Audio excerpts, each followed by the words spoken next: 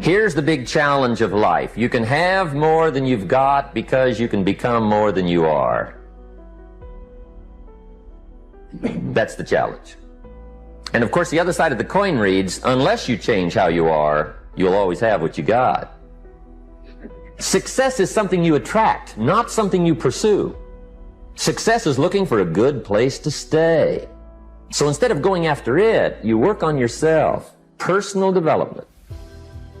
See, the major question to ask on the job is not what are you getting? The major question to ask on the job is what are you becoming? See, the big question is not what am I getting paid here? The big question is what am I becoming here? Because true happiness is not contained in what you get. Happiness is contained in what you become. I have found in my experience that income does not far exceed personal development.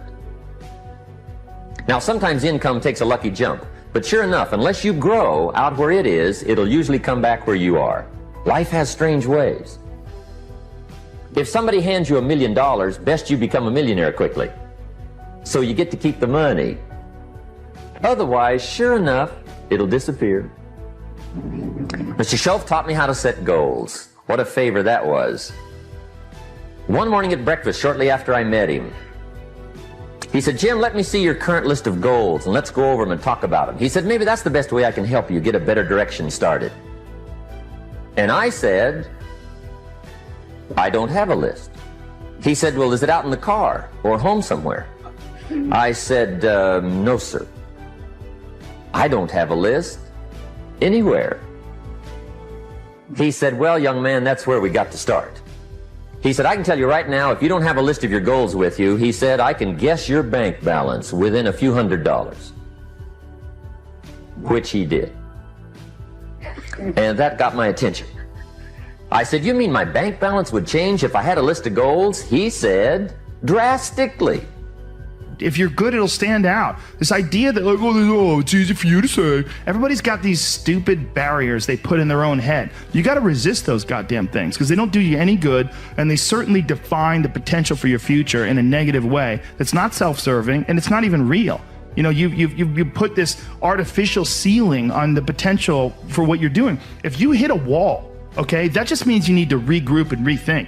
It doesn't mean that wall's there, especially when it comes to something like social media or like a podcast, something where you're putting out a piece of art, you're putting out something that you've created. There's no wall as far as like how many people are going to enjoy it or how far it's going to go. It's just, it is what it is. And if people don't like it, make it better. If they like it less, fix that. Figure out a way to do it. You can do that. And this idea that there's no way to get past the starting block today is just ludicrous. It's crazy. And it's just this poor thinking. And people that are trapped in bad situations, one of the problems is you feel like this is your future. You feel like, and you can't get out of that. There's no hope. There's no light at the end of the tunnel. There's no rainbow. And if you feel like that, that alone can be incredibly defining and limiting.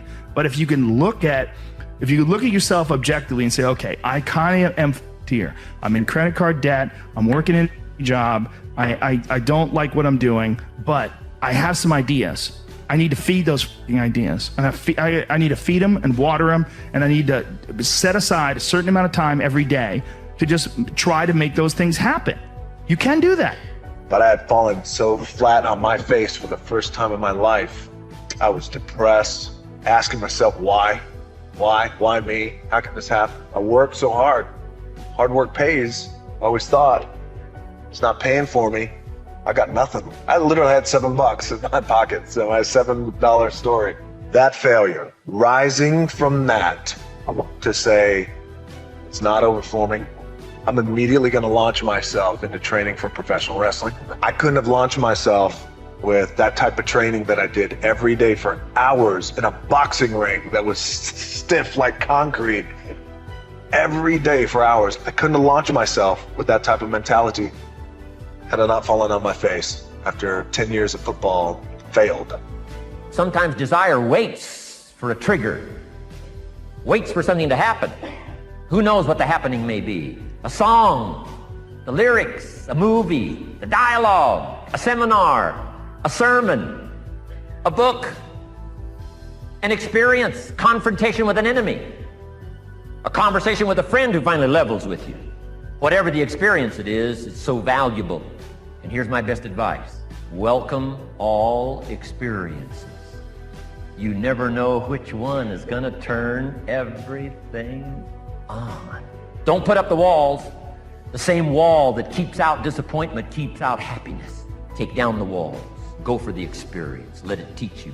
And then the other thing that people say, and this is more like 3/4 of them, is that they say, I was in a very dark place, I was addicted, I was drinking too much, I had a fragmented relationship with my fiancée, and I wasn't getting married. Things weren't going very well with my family, my relationship with my father was damaged, I didn't have any aim, I was wasting my time, some variant of that, some combination of those. And they said, well, I've been watching your lectures, I've decided to establish a purpose, I'm trying to tell the truth, and things are way better. Let's say I've done maybe 8 or 9 large-scale public talks in the last 2 months, so that's probably 20,000 people, and about half of them, a third to half of them, have stayed afterwards to talk to me, so that's about 7,000 people who have said that to me. And then people stop me on the street all the time and tell me exactly that story. I have a purpose, man. My life actually matters. I finally realized that, and I'm putting it into practice, and I'm bearing up under the heaviest load I can imagine, and it's really helping. It's like, God. Human beings are emotional creatures. And emotions are powerful for life change. Now, of course, emotions are so powerful they can go either way on you. Emotions can either build or destroy. So you really have to employ emotions properly. We call civilization the intelligent management of human emotions. If you can intelligently apply your emotions in the right direction, no telling what can happen. Could turn your life around one day. People have asked me for the last 24 years, how do you develop an above average income? And the answer is, become an above average person. Develop an above average handshake.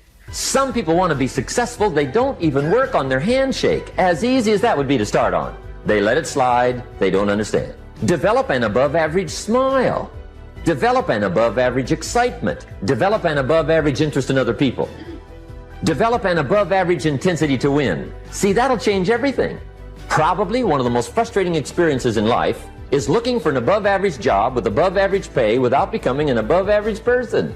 It's called frustration. How often does winter follow fall? Every year regularly for the last 6,500 that we know of. See, it is not going to change. Now, some winters are long, and some are short, and some are hard, and some are easy, but they always come right after falls. It isn't going to change. Sometimes you can figure it out, sometimes there's no way to figure it out. Sometimes it goes well. Sometimes it gets in a knot. Sometimes it sails along. Sometimes it gets in reverse. See, that's not going to change. The last 6,000 years reads like this: opportunity mixed with difficulty. That's how it reads. It isn't going to change. The man says, well, if it isn't going to change, how will my life ever change? Answer, when you change. And whether I'm talking to high school kids or business executives, my message is always the same. And it goes like this: the only way it gets better for you is when you get better.